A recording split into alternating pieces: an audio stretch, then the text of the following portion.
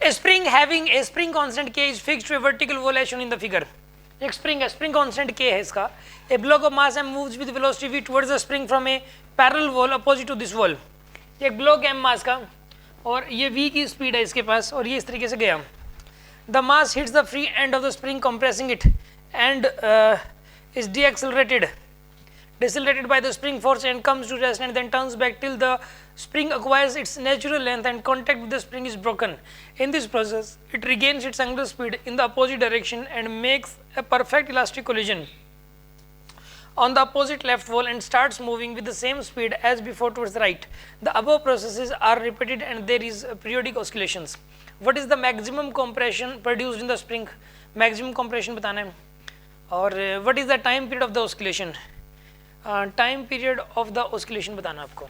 देखिए आप कैसे करेंगे इसको.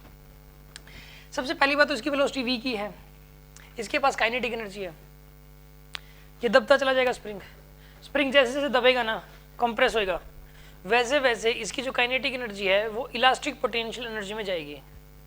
ठीक, काइनेटिक एनर्जी के बदले में इसके अंदर जो होगी क्या होगी बताइए, इलास्टिक पोटेंशियल जाती चली जाएगी.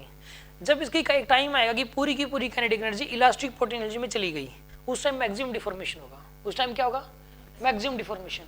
इसके अंदर एक बात बताइए, इसके पास जो काइनेटिक एनर्जी है वो कितनी है इस time, half m v square is equals to, इसको किससे इक्वेट कर सकते हो आप, हाफ के एक्स स्क्वायर से. किससे इक्वेट कर सकते हो आप इसको, हाफ के एक्स स्क्वायर से. हाफ के एक्स स्क्वायर से आप इसको इक्वेट कर, 2 से 2 कैंसिल हो गया, m v square is equals to k x square. और यहाँ से जो x की वैल्यू आएगी वही मैक्सिमम डिफॉर्मेशन होगा. यानी यहाँ से आ जाएगा m v square divided by k और ये x स्क्वायर की वैल्यू आ गई and x will be equals to under root of m v square by k. ये तो मैक्सिमम डिफॉर्मेशन है इसके अंदर. पहली बात तो ये समझ आ गई बात आपको. अब यहाँ जाना और फिर यहीं तक आना, इसमें टाइम पीरियड लगा t/2. कितना टाइम लगा इसमें, t/2. इसका ऐसे दबा के यहीं तक आ जाना, ठीक है ना, ये टाइम t/2 लगेगा. t की वैल्यू 2π√m/k हो जाएगी, ठीक है ना, प्लस स्पीड यहाँ पे v हो जाएगी, फिर v की स्पीड से जाएगा कांस्टेंट स्पीड से और टकरा के v की स्पीड से ही वापस आ जाएगा. l/v टाइम जाने में, l/v टाइम और l/v टाइम आने में, तो 2l/v टाइम ये लगेगा. और यहाँ पे ना परफेक्टली इलास्टिक कोलिजन वाइज ने ये बोला, यानी कि जितनी स्पीड से ये ब्लॉक टकराएगा दीवार से उतनी ही स्पीड से ये रिबैक मारेगा, सेम स्पीड से, जिस स्पीड से टकराया उसी स्पीड से वापस. समझ आ रही है बात आपको. यहाँ पर इसके अंदर जो है ना, ये जितनी स्पीड से टकराएगा उसी स्पीड से वापसी भी आएगा. यानी कि l/v टाइम किस में लग गया, जाने में, और l/v टाइम वापसी आने में लग गया, तो 2l/v टाइम लगेगा इस चीज़ के अंदर, ठीक है ना. अब एक काम करो आप, टाइम पीरियड होगा 2π√m/k अपॉन 2 प्लस में 2l/v, ठीक है ना. इतना टोटल टाइम लगेगा. This is the time period and this is the maximum deformation. कोई शक? हाँ जी,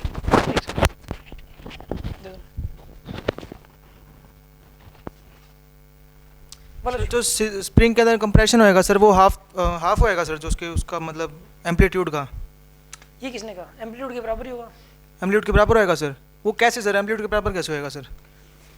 जो मैक्सिमम डिफॉर्मेशन होता है उसका एम्पलीट्यूड ही तो बोलते हैं. यस सर, वो कैसे होगी सर? तो जो भी डिफॉर्मेशन आया है यहाँ पे मीन पोजीशन यहीं पे बनेगी इसकी, जहाँ से चालू है ना, जहाँ पे प्लेट है ये, यही है मीन पोजीशन. तो मीन पोजीशन से यहाँ तक जहाँ पे वेलोसिटी 0 हो जाएगी, तो जहाँ पे नेट फोर्स 0 था, स्प्रिंग फोर्स लग ही नहीं रहा था, उस पोजीशन को मीन पोजीशन बोलते हैं. इस जगह पे कोई स्प्रिंग फोर्स लग ही नहीं रहा था, तो जब इस पोजीशन पे कोई स्प्रिंग फोर्स लग ही नहीं रहा था तो ये मीन पोजीशन थी.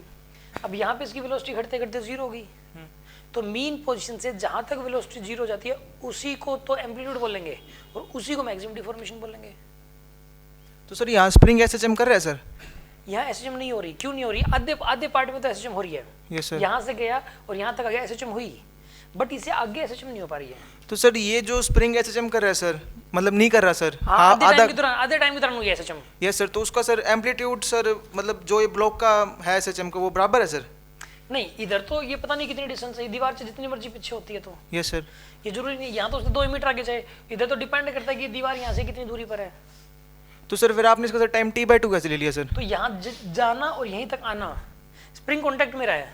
यहाँ पे पता क्या हुआ है कि जैसे कि ये वाला ब्लॉक है, ठीक है, हुआ ये है कि पहले तो ये स्प्रिंग इसको दबा लिया, ये स्प्रिंग की प्लेट है, ये प्लेट ये रही, ये ब्लॉक था, इसने इसको दबा दिया, यहाँ तक आ गया, फिर प्लेट यहीं रहेगी, ये आगे चला गया, दीवार से टक फिर वापसी आया सेम स्पीड से, फिर लाया और यहाँ तक दबा दिया, फिर उसके बाद ये प्लेट यहीं रही, फिर अकेला गया जाके, सर अकेला मेरा टकरा के फिर वापसी आ गया। ये है सर, जैसे ये स्प्रिंग सर जितना कंप्रेस होएगा ना सर, अगर मान लो सर स्प्रिंग ऐसे जम करता सर, उसका उस टाइम पीरियड का आपने हाफ लिया सर। अगर ये स्प्रिंग परमानेंट जुड़ा होता, यस सर, उसका हाफ लिया सर। हाँ अगर ये स्प्रिंग परमानेंट जुड़ा होता तो जो टाइम पीरियड होता वो 2π√m/k होता, Yes, sir. उसका मैंने हाफ लिया क्योंकि आधी देर तक एसएसएम हुई है सिर्फ। तो सर मेरा वही तो है सर, हमें क्या पता ये मेन पोजीशन तक ही जाएगा सर, ये ब्लॉक उसको मेन दबाएगा। पोजीशन तो ये थी यहाँ पे। हाँ तो सर इसको दबाएंगे सर, फिर मतलब हाफ डिस्टेंस कैसे कवर करा सर उसने एम्पलीट्यूड का? एम्पलीट्यूड का हाफ कैसे, मैंने कब कहा कि हाँ एम्पलीट्यूड का हाफ कवर कर लिया? सर टाइम आधा कैसे आ गया सर? ओके ये मेन पोजीशन है, यस सर। ये क्या है, लेफ्ट एक्सट्रीम, राइट एक्सट्रीम है। मीन से लेकर राइट जाने में टाइम लगता है t/4, फिर राइट से मीन आने में t/4, फिर यहाँ से आगे अगर वो बनती लेफ्ट, यहाँ लेफ्ट तो बनी ही नहीं, तो फिर t/4, फिर यहाँ से यहाँ तक आने में t/4। अब एक बात बताओ, वन साइकिल किसको बोलते हैं? One cycle mean to right, right to mean, mean to left, left to mean, इसको बोलते हैं वन साइकिल। हाफ साइकिल किसे बोलेंगे? Mean to right, right to mean, इसको बोलेंगे। अब हाफ साइकिल तो कंप्लीट हुई है, mean to right, right to mean, पूरी साइकिल का आधा कंप्लीट हो गया, टाइम तो t/2 लगेगा। और पता क्या होता है, राइट एक्सट्रीम तक ही जाएगा। राइट एक्सट्रीम तो अपने आप बनती है, जहां पे वेलोसिटी 0 जाती है उसी को राइट एक्सट्रीम बोलते हैं। ऐसा नहीं है कि ये राइट एक्सट्रीम तक जाएगा कि नहीं जाएगा, जहां पे इसकी वेलोसिटी 0 हुई उसी को राइट एक्सट्रीम बोल देंगे। ऐसा नहीं है कि राइट एक्सट्रीम हमने डिसाइड कर रखी है और वहां तक पहुंच पाया कि नहीं पहुंच पाया, ऐसा कुछ नहीं है। समझ आ गई बात आपको? यस, अभी भी डाउट हो तो बोल सकते हो आप।